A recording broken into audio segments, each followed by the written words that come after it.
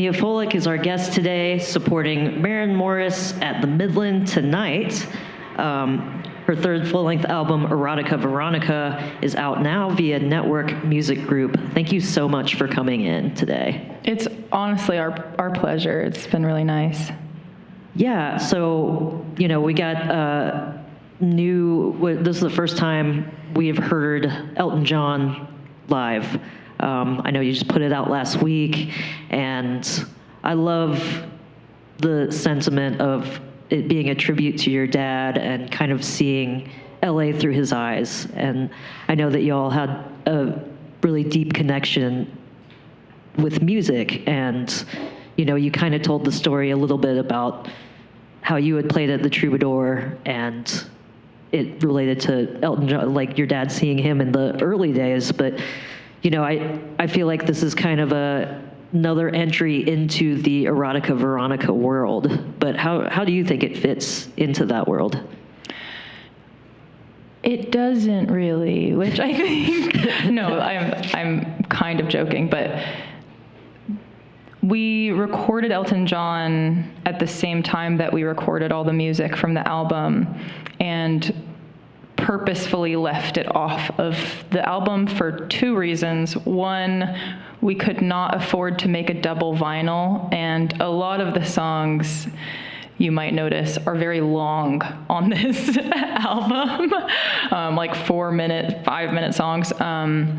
So we were having a time constraint issue, and then because of that, we needed to cut one song, and I think it became obvious that thematically this one was a little bit different. But I think that I feel like it still works in the world of the song, in the of the album, in the sense that I think my albums are kind of like chronological, like they have to do with a specific set of time in my life. And so in that way, it's like temporally relevant. Sure. And, talking about Erotica Veronica and it being made in a certain point of your life, specifically, you wrote this album to kind of process this time in your life you were going through, being a queer woman in a heteronormative relationship with a cis man. And it's a lot about desire, and not just in a sexual way, but really in this, it came out to me like being this kind of freedom that you found in self-expression, and it comes out so beautifully in the album. It seems like you were just mining these different parts of yourself, and it comes out with like euphoria, rage, suffering, hope, and to me it felt like you were really just digging in really deep to find these different parts of yourself, but also treating them with compassion and honesty. Is that kind of an approach that you do take to your music and this album in particular? I think that my music, my songwriting is a lot more gentle with myself than I am. Sure. So I think that when I'm writing music, I'm often coming from a very non-judgmental place. But that's not always the case, like in my day-to-day life. So it's nice to have this outlet for like a kinder Miya. But I think that part of the process of making this record was getting to the point where I felt honestly like brave enough to say the truth and to write it in a song and to put my name on it, and to share it with not just audiences across the world, but also with like my friends and my family. Sure, of course. The people who know me. Yeah, and the recording process for this album seemed a little different. Roach came out in 2023, and that was kind of a much longer cycle due to the pandemic. And this album, from conception to completion, was about 6 months. Is that right? Yeah, I think that's about right. It was a quick process. The feelings on this record are so raw, and I didn't want to lose that. So that was, in the conception process, that was like the key element, that there needed to be some sense of like a raw emotion. And I think I think my instinct was that the best way to retain that was to just do everything really fast. Like, not overthink anything. That said, I definitely did tinker. Like, there are certain songs on the record that we re-recorded, but we tried to, as much as possible, like, turn things around quickly. Yeah. Yeah, and I feel like you can really hear that immediacy in the songs. I think that really gives them a lot more power. And, just going back to the whole recording process, it seemed like it was a little more organic in some ways, and a little different the way you recorded it. So this is your first full-length album that you've self-produced. Mm-hmm. You also wrote it on guitar, so it is a very guitar-forward album. Given that process and the fact that you are a self-described overachiever, which, not to take away from how much work you put into this record, but I also feel a sense of like being able to let go a little bit in this process. Yeah, I would say I'm like a reformed overachiever or something. I don't feel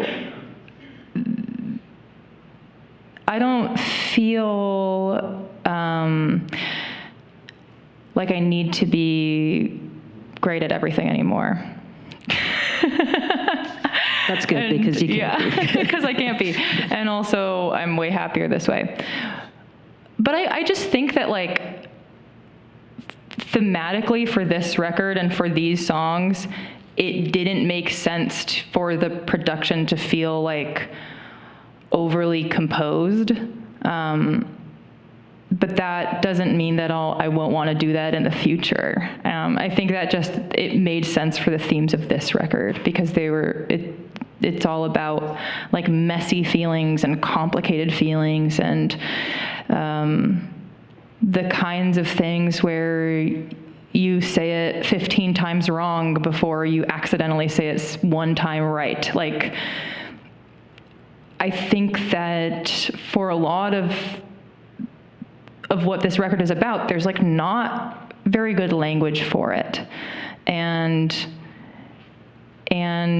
I think like the way you described the record is similar to the way I would describe it, using words like queer and words like heteronormative and words, and I think that, yes, that's also how I would describe it. So this is no slight against how you described it. But there's something that doesn't feel satisfying about that. It doesn't feel adequate. It doesn't feel like what I'm feeling. And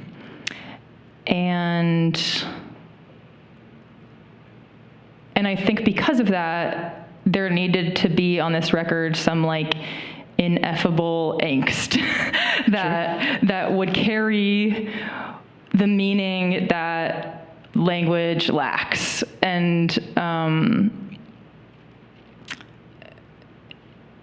and at the same time, on some of these songs, I'm like, damn, I wish we had fixed that or whatever, looking back, or maybe that should have been played a little faster. But yeah, it was a really fun way to record, because it was extremely communal, and it was played by a band in a room together. Yeah, and the thing that you say about being able to put things into music that can't be put into language, I mean, I think that's kind of the beauty of music anyway, just not necessarily being able to say the things that you want to say, because you're trying to find what those things are, right? And it comes out in the music. But we're here with Miya Folick. She is going to be opening for Maren Morris tonight at the Midland. So going back to this idea of community and connection, that really seems to be at the core of your music career. You kind of came to music a little bit later. You came to your musical career later. You went to NYU for acting, which for one reason or another didn't really resonate with you. But in that time, you also worked at some on-campus music venues, and you were drawn to that community there before you came back to so LA, I actually transferred to a school in California called USC, and that's where I became more involved in the music. I worked for the music venues on campus. That was my job, and I was like a stage tech. I would set up monitors and put people's lavalier mics on their clothes or heads or whatever. That's how I met a lot of the music students. And yeah, it was kind of a long, winding road for me to get here. And I don't know. What else would you like to know about that? Well, just kind of what drew you to that community or to that lifestyle, I guess. I think musicians are just fun to hang out with. Honestly, I think I was drawn to musicians as friends before I was drawn to being a musician, actually. Yeah. Also, the people that I met taught me so much about music, deepened my understanding of it, and I was also jealous of how good they were. So I think it was like, oh, you can write songs? Like, this could be a form of expression. And yeah, like, I remember driving around in my Toyota Camry, listening to music with my friends that I met working at the music venue, who are all music students, and they were kind of showing me how to hear all the different components of the music, because I wasn't able to hear it, which is so interesting. They were showing me, like, that's the bass, and that's the kick drum, and that's a snare, because I truly knew nothing about music. And it, like, completely opened up my mind to a process that has become an obsession for me since then. But I think what was really the kicker for me was when I found out that, like, oh, you get to make your own art and make music videos, and it's this whole world that you get to create. And that was exciting to me, that it was a job in the arts where I felt like I could have some control. I feel like in acting at the time, I felt like there was so little control over what kind of project you could be working on. Sure. So you didn't really know that many people when you had started when you decided you kind of wanted to start doing this. So you found your first band through Tinder, is that right? I did, that's true. That is absolutely true. It was on my Wikipedia for a while, and then it got to the point where I had to talk about it so much that I asked somebody to take it off, but actually enough time has passed that I actually feel excited to talk about it again. Okay, good. So you've hit me at the perfect time. Hit me with a question. I was trying to find a band on Craigslist. This was 2015, and that was not going well. And my friend, I was in a relationship at the time, but my friend would let me swipe through her Tinder sometimes. And I was swiping through just thinking, all of these people are musicians. Yeah. This is where musicians are. They're trying to find love. Or get laid, or whatever they're trying to do. Or find a band. So I made a profile that said, I think it said, just looking for a band. And I had a link to my Instagram. And I had like barely any music out, but I think I had a video of me playing some acoustic song. And Bryant Fox, who used to play bass with me, saw it and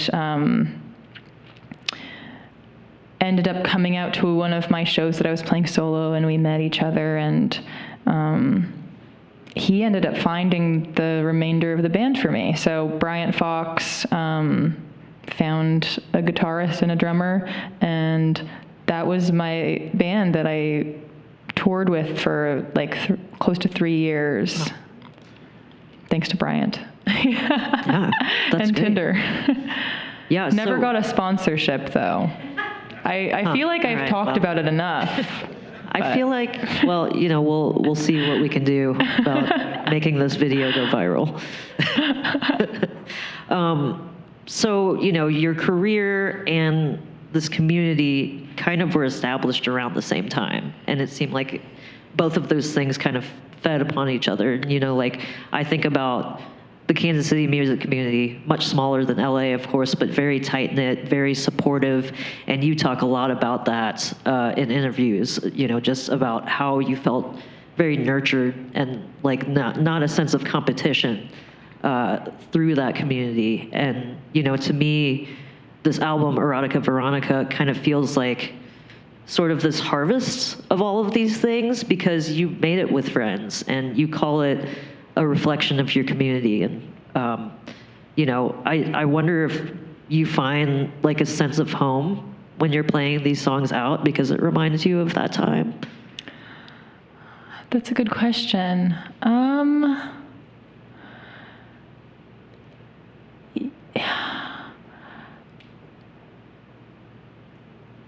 Yes, and it was also a very difficult time for me emotionally. So I think at the same time that this like wonderful communal music experience was happening, my personal life was kind of falling apart. So I don't necessarily look back at that time and think like, what a wonderful, comforting moment. Sure. But I will say that these songs just feel so easy to play and very natural to play.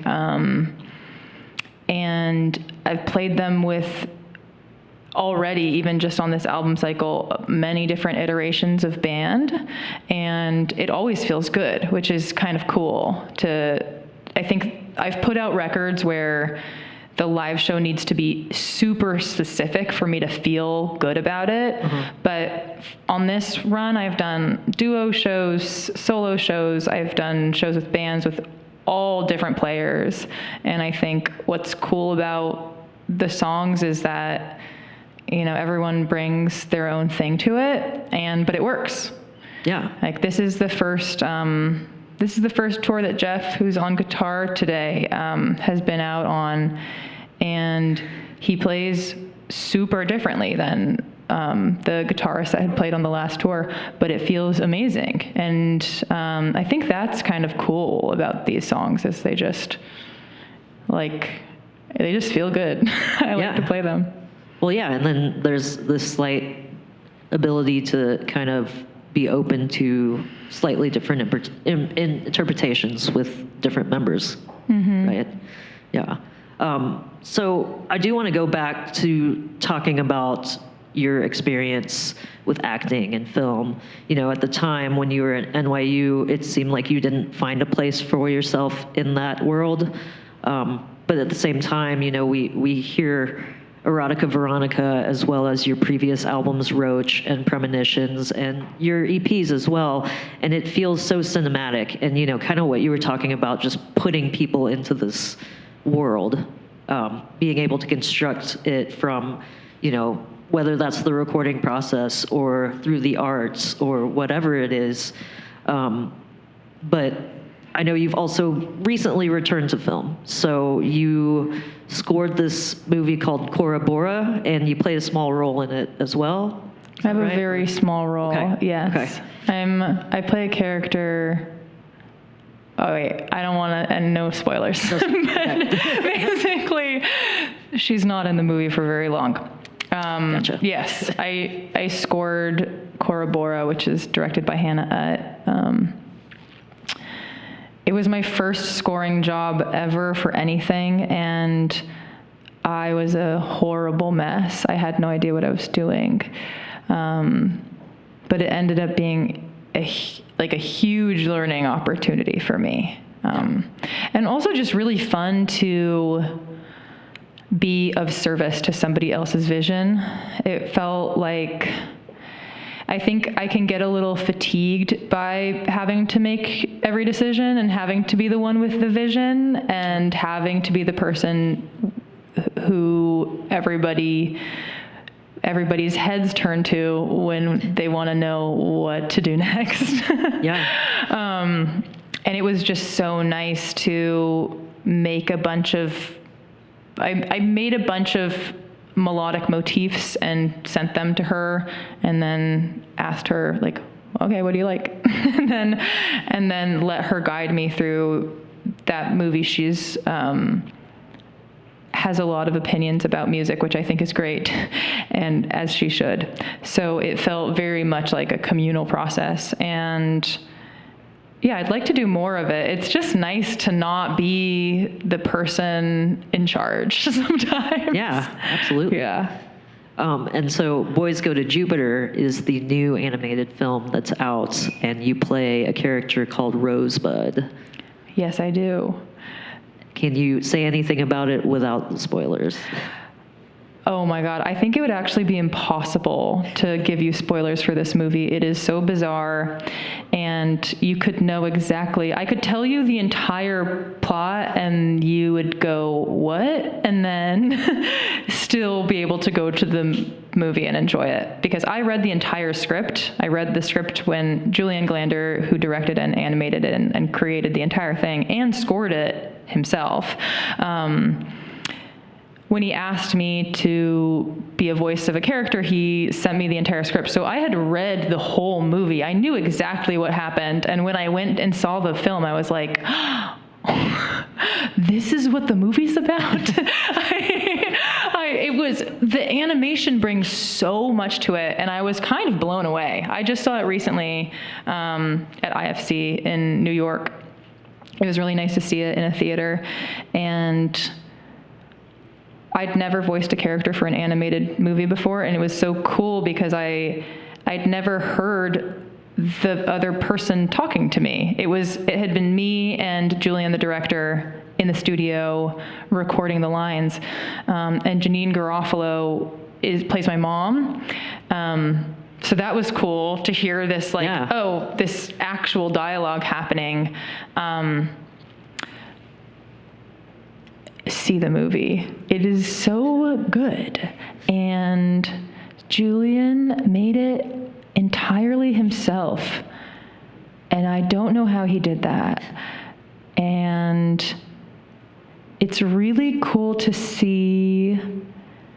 We did a Q&A afterwards, and I thought one of the most interesting questions that was asked was, like, did he run into any issues in the animation process that informed the way it looked, or like made him make certain decisions? And there were like many things about the film, and I wonder if you go see it, if you can pick them out. There are a few like pretty big animation choices that came from him not knowing how to animate it the other way. I don't want to tell you what they are. I think maybe that IFC interview is up somewhere on the internet, but go see it, because there's certain things and they're so funny. And once you find out that those came from him actually like having a lack of knowledge of how to do it the other way, the quote unquote right way, created these like insanely hilarious moments that were also more meaningful and more resonant with the themes of the film, which was so inspiring to me. Instead of just like,